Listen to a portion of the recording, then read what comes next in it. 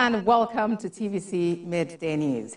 With less than 24 hours, the governorship election in Edo State, President Bola Tinubu has called on all stakeholders in the polls to conduct themselves peacefully.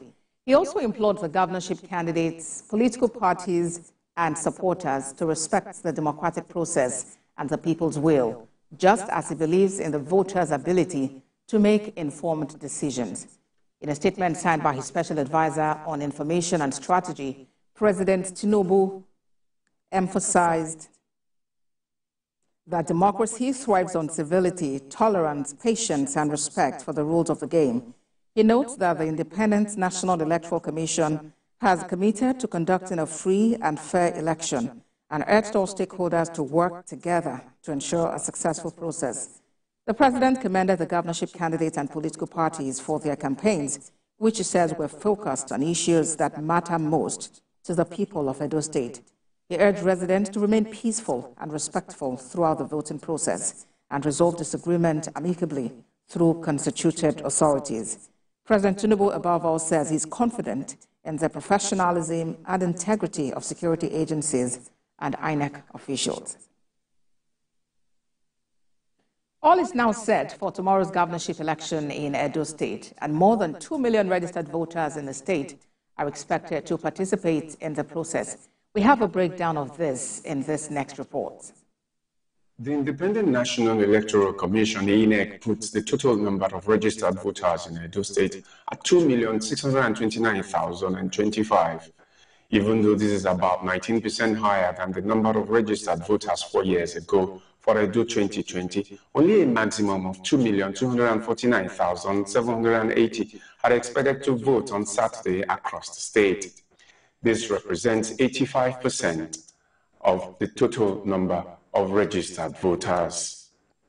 Elections are to hold this Saturday in 18 local government areas of the state and 192 wards.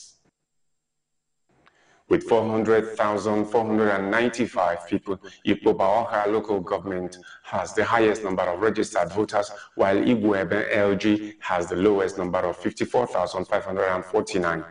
After inspection and inventory at the Central Bank office in Benin City in the presence of party officials and the media, INEC on Thursday moved all sensitive and non-sensitive materials to their location across the state, accompanied by security agents to the satisfaction of the parties. So far, so good. We've also been carried along. We were there, we saw where they're opening the packages, all of that. So, yes, it's fine. The process is fair enough. First set of materials moved to far-flung places like Akoko Edo LG. And for the Electoral Commission, this is the first step to a credible election of a new governor of Edo State this Saturday. They were here, and so far no complaints. I don't know what they will react after that, but before us, they didn't complain.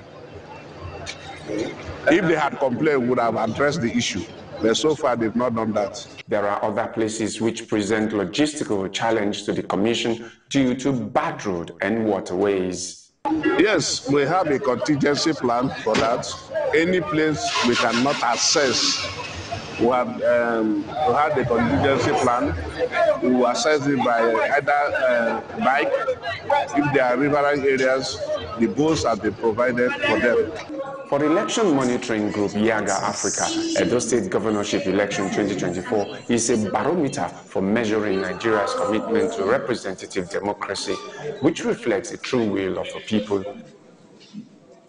18 political parties are fielding candidates in this election, and just one of them is fielding a woman for the job of the governor of Edo State.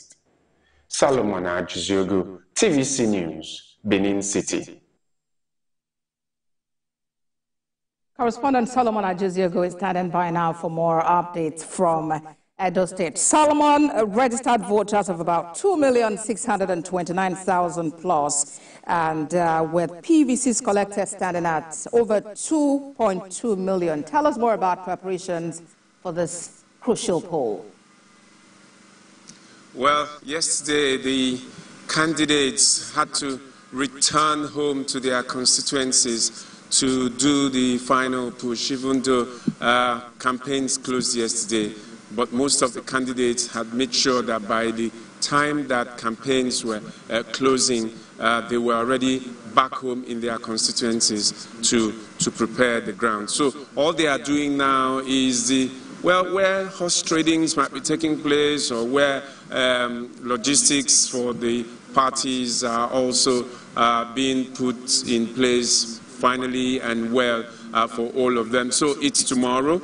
And I must say that it's been peaceful here so far, despite all we had earlier before we came into Edo State. We've gone to all our stations peacefully. Theophilus Elama is there in Edo Central, along with Ikenna Amechi, where they will be monitoring two-party candidates from there, while Sarah Ayeku is in the north. They got there peacefully. We are here in Benin City, in Edo South, and we are monitoring everything, and we'll be covering it on Saturday. But importantly, you'll understand the gender dynamics here.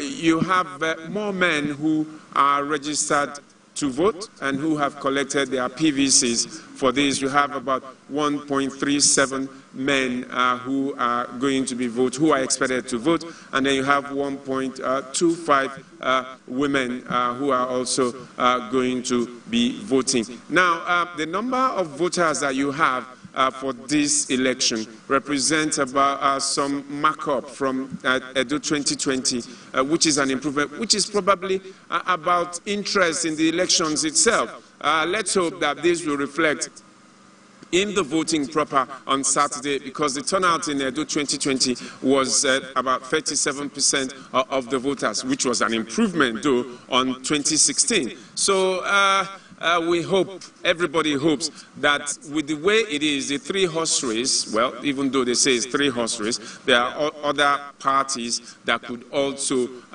determine the outcome, whether it's in the north or in the south or in the central.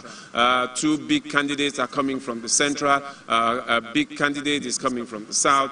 The dynamics of zoning and the rest of them will probably affect the outcome of this election. But one other factor that might be affecting the election is the number of youths that are going to vote in this election. So we have 980-something thousand youths who have collected their PVCs and who are rearing to go.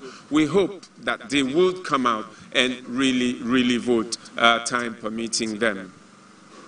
All right, Solomon, we thank you very much for that update. We'll be back with you for more later. Thank you. Well, let's also bring in Joseph Kunde, who is on ground there in Edo State for some more development. Joseph, bring us up to speed with what is happening regarding security surveillance by the Navy, by the Air Force, and other security agencies.